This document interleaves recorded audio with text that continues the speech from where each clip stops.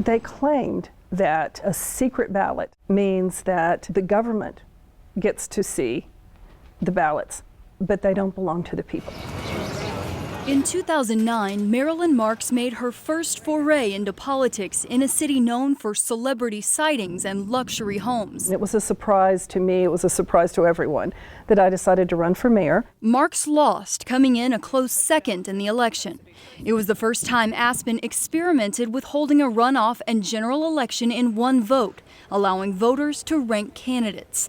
And since the city was using a new method of electing officials, Marks wanted to see copies of the ballots. And I knew that it had been a controversial formula and a controversial style of voting we were going to have.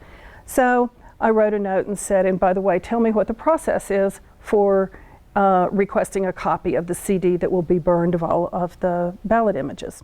Marks asked for copies of the Aspen ballots, which are presumed to be anonymous, to independently verify that the city counted the votes properly. We rejected her request. Jim True is the Aspen city attorney. We felt very clearly that both the Constitution and this statute said that ballots were not available for examination by the public.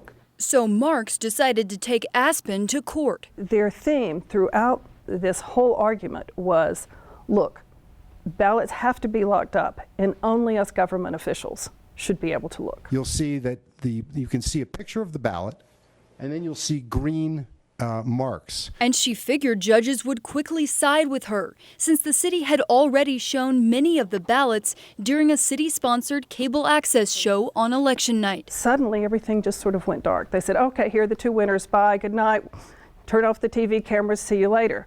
Wait a minute, all the ballots haven't actually even been shown on the cameras yet. What's going on? If you were so concerned that these were not public records, then why show them on TV? Whether that was appropriate or not, or a mistake on the clerk's part or not, is certainly arguable. And we have, in the court proceedings, have recognized we did this.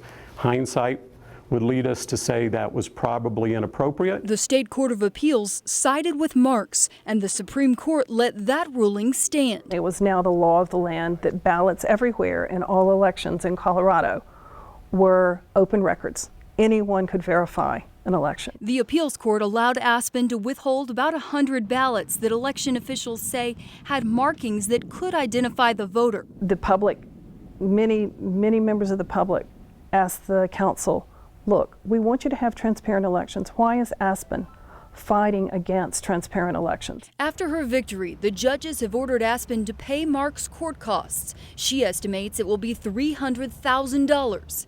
The city claims the costs were much less. If ultimately the city does have to pay up to $300,000 as a result of losing this records battle, how should the taxpayers feel about that? A lot of people are very supportive of us defending the right to the secret ballot and feel that Ms. Marks, through her conduct, has jeopardized the secret ballot. But that's not correct. The court said any ballot without an identifying mark or accidental signature is public. And in fact, we sifted through the ballots the city released to see for ourselves that no ballot could be connected to an individual voter. Well, it was a terribly expensive and long battle. Marks claims governments are not afraid to go to court because it's the taxpayers' money they're using to fight the taxpayers. City Hall's always got a bigger budget. And the court battles aren't over. Marks filed an additional request for election documents, but this time the city took her to court first. They took us to court. That case is still in court. That case is now cost close to $40,000. Do you think that that's a stalling tactic or a way of trying to keep the records away from you? What it really is a warning to others. Don't you dare ask any questions about this, or we will come after you in court. No, I have the case numbers right here. If you're not party to the case, it's $5. Aren't these public documents? They are, but it costs you $5. The surprising and inconsistent policies to obtain public records held for you by the government.